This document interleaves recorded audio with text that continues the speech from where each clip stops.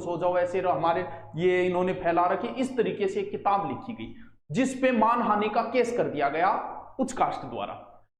अब ये केस आया, तीनों दोस्त, तीनों ने किताब लिखी, ये केस अम्बेडकर जी के हाथ में आ गया। उन्होंने कहा कि हमारे पास कितने पैसे लोगे? बोल पैसे कुछ नहीं लूंगा, तुम्हारे पास कुछ है तो दे दो, केस मैं लड़ूंगा। अब वो केस अदालत में जज साहब और उनके सामने वही जिन्होंने मानहानि का केस किया, इधर तीनों मित्र, और उन्होंने पैरवी की अम्बेडकर जी ने कि इसमें कहां गलत है कि हमारे साथ इंसानों जैसा व्यवहार नहीं होता है, ये सत्य है और मैं इसको प्रूफ भी कर सकता हूं। और इस केस को उन्होंने इस प्रकार से लड़ा कि इसमें जज साहब ने फैसला सुनाया कि इन्होंने कुछ भी गलत नहीं लिखा है और उन तीनों को बरी कर दिया गया। इस केस के बाद में अम्बेडकर जी की ख्याति चारों ओर फैलने लगी है। अछूतों को धीरे धीरे लगने लगा कि कोई तो हमारा भगवान प्रकट हुआ है, कोई तो है जो हमें आगे की राह अब दिखाएगा। पूरे ये पुणे का केस था, लेकिन पूरे मुंबई में उनकी चर्चाएं शुरू हो गई। अब एक दिन फिर अछूतों ने एक सभा का आयोजन किया और उस सभा में अपनी तरफ से उन्होंने चंदा किया। उन्हें सभा के लिए अम्बेडकर जी को निमंत्रण भेजा कि आप हमारी, उन्होंने पैसा भेजा कि आप आइए हमारी सभा में और इस सभा का नेतृत्व कीजिए। ये सभा जो है वो कुलाबा के अंदर रखी गई, ये सबसे बड़ी महार सभा थी। अब सारी कहते हैं कि बड़ी अच्छी तैयारियां की गई, उसमें बड़े बड़े पोस्टर लगाए गए। 19 से 20 मार्च 1926 को तारीख फिक्स की गई, बड़े बड़े पोस्टरों में उसमें अम्बेडकर जी की फोटो, बड़े बड़े पोस्टर लगाए गए। और अब धीरे धीरे चारों ओर चर्चाएं होने लगी। इस सम्मेलन में गुजरात, महाराष्ट्र तक के लोग आए। सम्मेलन हुआ, फिक्स तारीख पे, फिक्स समय पे अम्बेडकर जी पहुंचे अछूतों के मसीहा बन के, और स्वागत हुआ। अम्बेडकर जिंदाबाद, भीमराव अम्बेडकर जिंदाबाद नाम के नारे गूंज रहे आज पूरी सभा में।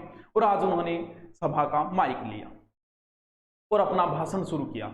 सबसे पहले तो तुम्हें विचारों में दृढ़ता रखनी होगी, विचार तुम्हारे मजबूत होना चाहिए, तुम्हारी बात में भी वचन होना चाहिए और आवाज के अंदर भी ताकत होनी चाहिए।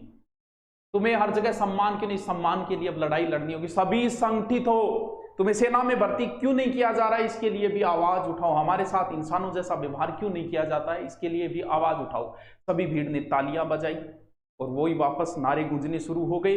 अब हमारे लिए शिक्षा की व्यवस्था होनी चाहिए, निःशुल्क शिक्षा की व्यवस्था होनी चाहिए। अब एक जगह की ओर चलते हैं, चौदार तालाब की ओर। चलो चलते हैं। फिर सुबह, अगले दिन सुबह सूर्योदय से पहले ही चौदार तालाब पर धीरे धीरे लोग इकट्ठा होना शुरू हो गए।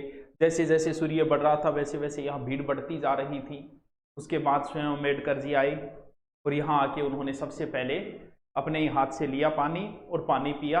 और उस समय उन्होंने जो यहाँ पर एक बहुत अच्छा भाषण भी दिया कि हक जो है वो हमें लेने पड़ेंगे, लड़के लेने पड़ेंगे। जैसे सैनिक एक आज़ादी लेता है लड़के, उसी प्रकार से हमें भी ये हक लेने पड़ेंगे। इसके बाद वो सीधे वीरेश्वर मंदिर की ओर गए, जहां सबसे पहले उन्होंने मंदिर में प्रवेश किया और उसके बाद वहां पर भोज का आयोजन था। तो सारा खाना खाने के लिए वैसे बैठे, तो उसमें चर्चाएं होने लगी कि इनका हौसला बढ़ता जा रहा है, इनका कुछ करना चाहिए। और ये एक ऐसा नेता हो गया इनका कि जिसके कहने पर कोई गरीब, अछूत, ये सारे के सारे इसकी एक आवाज पे ही चल पड़ते हैं। तो लगता है कुछ परिवर्तन होगा तो इनको दबाना चाहिए जल्दी। अचानक से उनपे कुछ लोग आए, लाठी भाटियों से उनपे हमला करना शुरू कर दिया।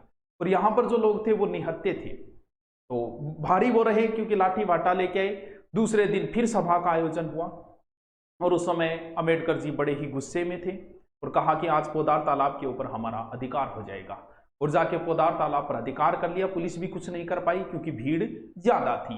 अब चलते हैं, धीरे धीरे उनकी प्रसिद्धि बढ़ती जा रही है। लोगों को लगा कि अब कोई नेता आया है इनका, गरीब इन्हें भगवान मानते हैं, अछूत जो है इनके कहने पे ही चल पड़ते हैं, एक आवाज पे इकट्ठा हो जाते हैं। तो लग रहा है कि अब देश बदल रहा है, कुछ परिवर्तन आएगा।